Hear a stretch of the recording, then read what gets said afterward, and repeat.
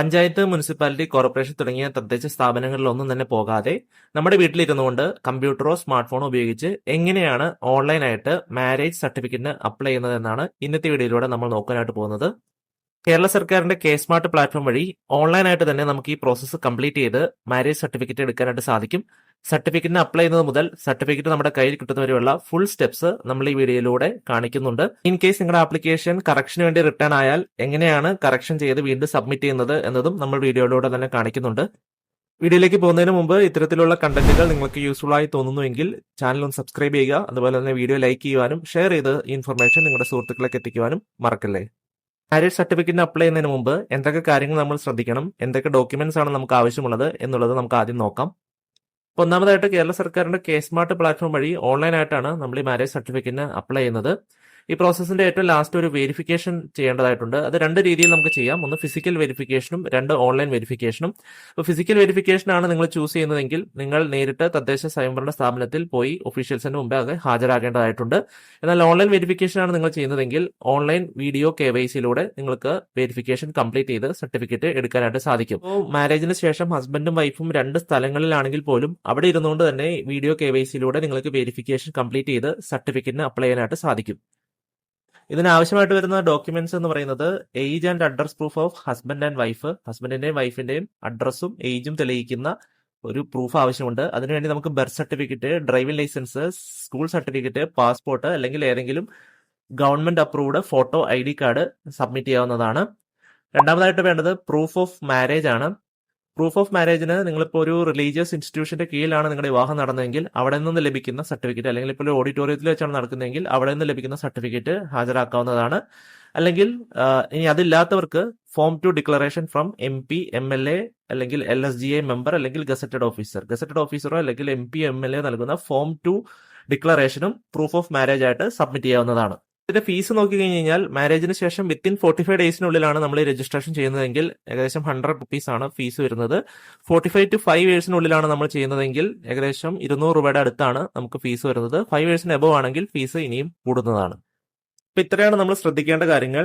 ഇനി എങ്ങനെയാണ് marriage സർട്ടിഫിക്കറ്റിന് apply ചെയ്യുന്നത് നോക്കാം. അപ്പൊ അതിനുവേണ്ടി നമ്മൾ കെ സ്മാർട്ടിന്റെ പോർട്ടൽ ഓപ്പൺ ചെയ്യുക. ksmart.lsgkerala.gov.in എന്നുള്ളതാണ് നമ്മുടെ വെബ്സൈറ്റിന്റെ അഡ്രസ്സ് വീഡിയോന്റെ ഡിസ്ക്രിപ്ഷൻ ബോക്സിൽ കൊടുത്തിട്ടുണ്ട്.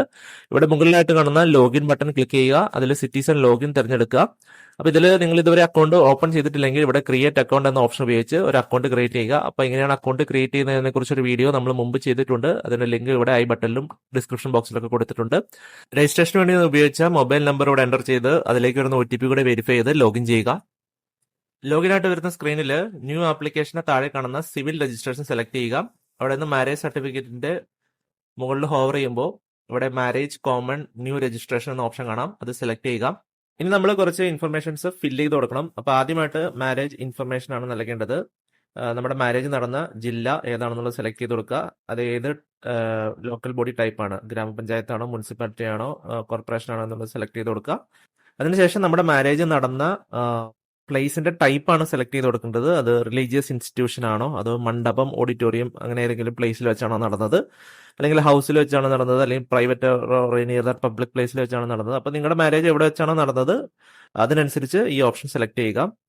ഇപ്പോൾ റിലീജിയസ് ഇൻസ്റ്റിറ്റ്യൂഷൻ ആണ് ഞാനിപ്പോൾ ഇവിടെ സെലക്ട് ചെയ്തത്. അപ്പോൾ അതിനുശേഷം ചോദിച്ചിരിക്കുന്നത് പ്ലേസ് ഓഫ് മാരേജ് ആണ്. അപ്പോൾ നമ്മൾ ഇവിടെ സെലക്ട് ചെയ്ത ഈ ലോക്കൽ ബോഡിയിൽ ഉൾപ്പെട്ടിരിക്കുന്ന എല്ലാ റിലീജിയസ് ഇൻസ്റ്റിറ്റ്യൂഷനും ഇവിടെ ഡ്രോപ്പ് ഡൗണിൽ നമുക്ക് കാണാൻ സാധിക്കുന്നതാണ്. അതിൽ നിന്ന് നിങ്ങളുടെ മാരേജ് നടന്ന റിലീജിയസ് ഇൻസ്റ്റിറ്റ്യൂഷൻ ഏതാണോ അത് സെലക്ട് ചെയ്ത് കൊടുക്കുക.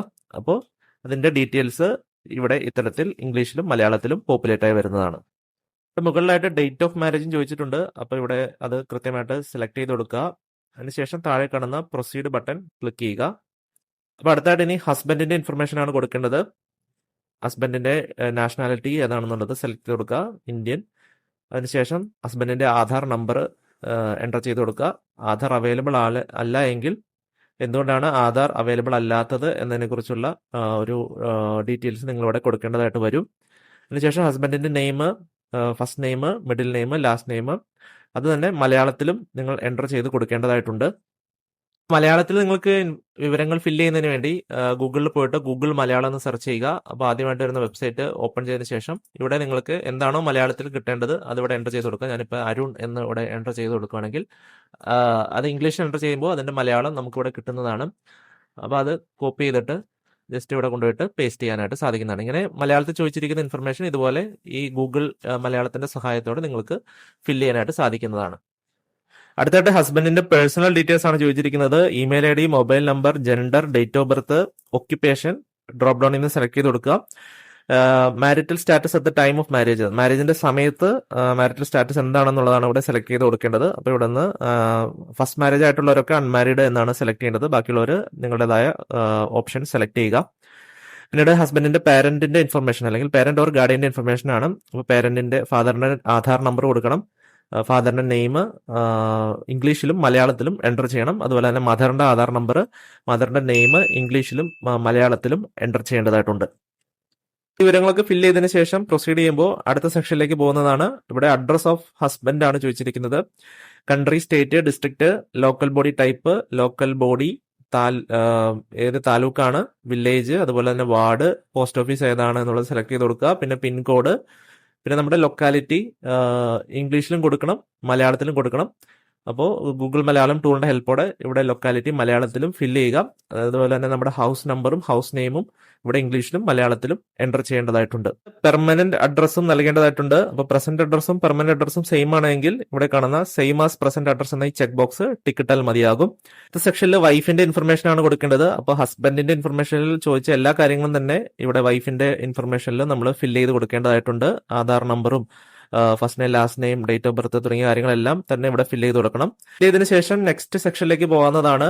അവിടെ ചോദിച്ചിരിക്കുന്നത് അഡ്രസ് ഓഫ് വൈഫ് ആണ്. വൈഫിന്റെ പ്രസന്റ് അഡ്രസ്സും പെർമനന്റ് അഡ്രസ്സുമാണ് ഇവിടെ എൻ്റർ ചെയ്ത് കൊടുക്കേണ്ടത്. അപ്പോൾ ഈ ഡീറ്റെയിൽസ് ഓൾറെഡി ഞാൻ ഹസ്ബൻഡിന്റെ കാണിച്ചത് കൊണ്ട് ഞാൻ വൈഫിന്റെ പ്രത്യേകം എടുത്ത് കാണിക്കുന്നില്ല. അപ്പോൾ നിങ്ങൾ അത് കറക്റ്റായിട്ട് ഫില്ല് ചെയ്ത് കൊടുക്കുക. ഓരോ സെക്ഷൻ നമ്മൾ കംപ്ലീറ്റ് ചെയ്യുമ്പോഴും അതിന് നേരെയുള്ള ടിക്ക് മാർക്ക് എനേബിൾ ആയിട്ട് വരുന്നതാണ്.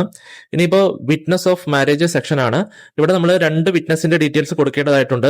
അപ്പോൾ അവരുടെ ആധാർ നമ്പർ ആണ് ഇവിടെ നൽകേണ്ടത്. പ്രത്യേകം ശ്രദ്ധിക്കുക, ഇവരുടെ ആധാർ നമ്പർ മൊബൈലുമായിട്ട് ലിങ്ക് ചെയ്തിരിക്കണം. എങ്കിൽ മാത്രമാണ് ഈ പ്രോസസ്സ് കംപ്ലീറ്റ് ചെയ്യാനായിട്ട് സാധിക്കുകയുള്ളൂ. ഇവരുടെ ആധാർ നമ്പർ ഇവിടെ എൻ്റർ ചെയ്ത് വാലിഡേറ്റ് ബട്ടൺ ക്ലിക്ക് ചെയ്യുമ്പോൾ അവിടെ ലിങ്ക് ചെയ്തിരിക്കുന്ന മൊബൈൽ നമ്പറിലേക്ക് ഒരു OTP പോകുന്നതാണ്. ആ OTP ഇവിടെ എൻ്റർ ചെയ്ത് വെരിഫൈ ചെയ്യുക.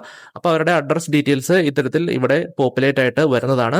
അതിന് താഴെ അവരുടെ മൊബൈൽ നമ്പർ കൂടെ എൻ്റർ ചെയ്യുക.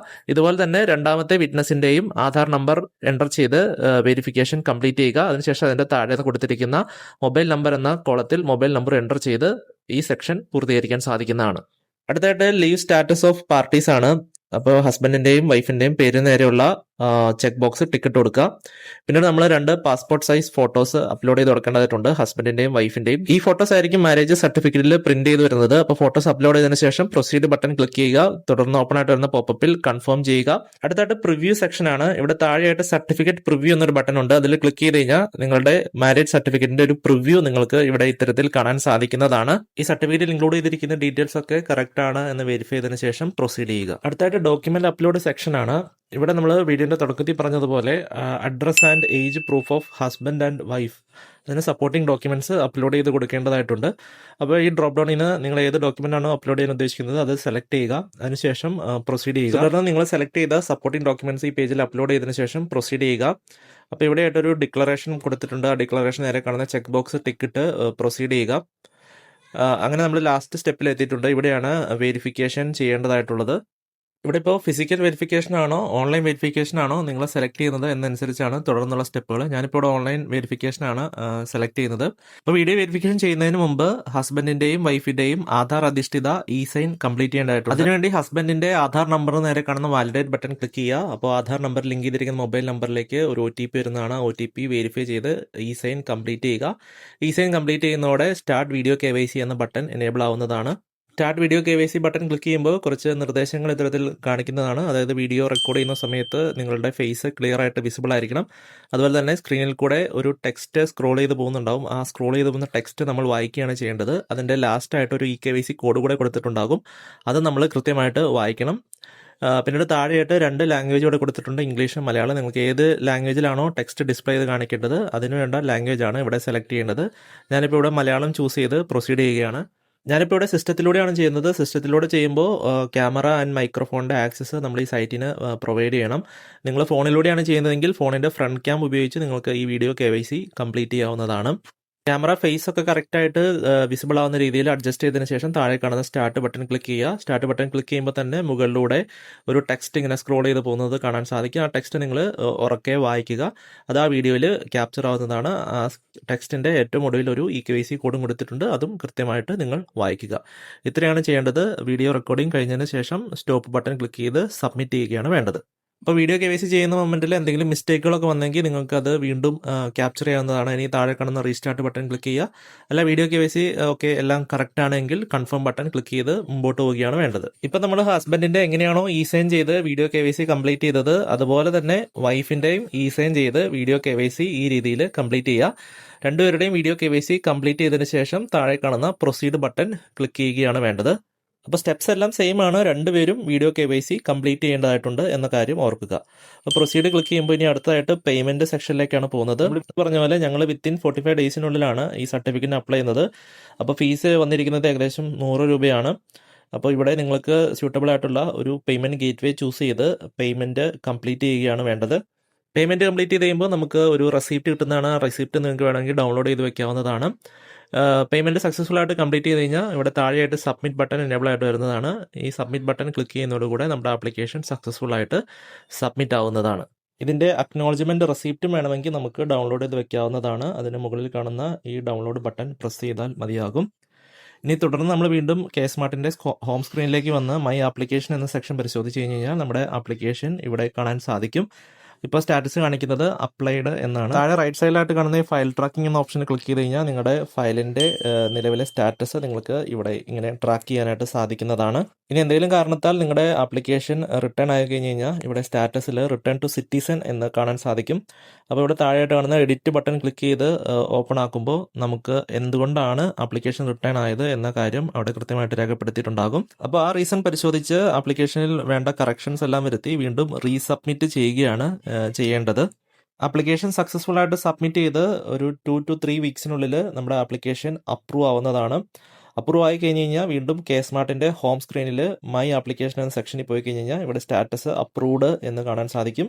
അതിന്റെ താഴെയായിട്ട് കാണുന്ന ഡൗൺലോഡ് ബട്ടൺ പ്രസ് ചെയ്ത് നിങ്ങൾക്ക് നിങ്ങളുടെ സർട്ടിഫിക്കറ്റ് ഈ രീതിയിൽ ഡൗൺലോഡ് ചെയ്തെടുക്കാൻ സാധിക്കുന്നതാണ്. ഇത്രയുള്ള വളരെ സിമ്പിൾ ആണ്. വീട്ടിലിരുന്നുകൊണ്ട് തന്നെ ഓൺലൈനായിട്ട് നിങ്ങൾക്ക് ഈ പ്രോസസ്സ് എല്ലാം കംപ്ലീറ്റ് ചെയ്ത് നിങ്ങളുടെ മാരേജ് സർട്ടിഫിക്കറ്റ് നേടിയെടുക്കാനായിട്ട് സാധിക്കും. അപ്പോൾ ഇന്നത്തെ വീഡിയോ നിങ്ങൾക്ക് എല്ലാവർക്കും യൂസ്ഫുൾ ആയെന്ന് വിശ്വസിക്കുന്നു. വീഡിയോ ഇഷ്ടപ്പെട്ടെങ്കിൽ ലൈക്ക് ചെയ്യുക, ഷെയർ ചെയ്ത ഇൻഫർമേഷൻ നിങ്ങളുടെ സുഹൃത്തുക്കളിലേക്ക് എത്തിക്കുക. ഇത്തരത്തിലുള്ള യൂസ്ഫുൾ കണ്ടന്റ് ഇനിയും ലഭിക്കുന്നതിന് വേണ്ടി ഈ ചാനൽ ഒന്ന് സബ്സ്ക്രൈബ് ചെയ്യുക, തൊട്ടടുത്തുള്ള ബെൽ ഐക്കൺ എനേബിൾ ചെയ്യുക. മറ്റൊരു വീഡിയോയുമായി വീണ്ടും കാണാം. അതുവരേക്കും നന്ദി.